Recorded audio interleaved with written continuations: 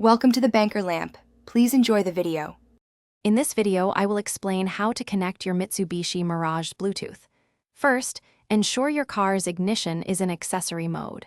Next, grab your smartphone and make sure its Bluetooth is turned on and discoverable. Then, navigate to the audio system's main menu and look for the Bluetooth settings. This initial setup is crucial for a smooth pairing process. Once in the Bluetooth menu, select the option to add or pair a new device. Your car will then become discoverable. On your phone, look for your Mitsubishi Mirage in the list of available Bluetooth devices and select it. A pairing code will appear on both your car's screen and your phone.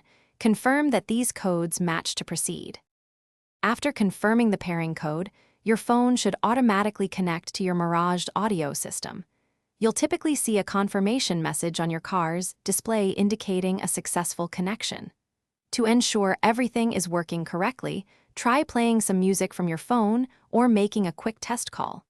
Enjoy your hands-free experience.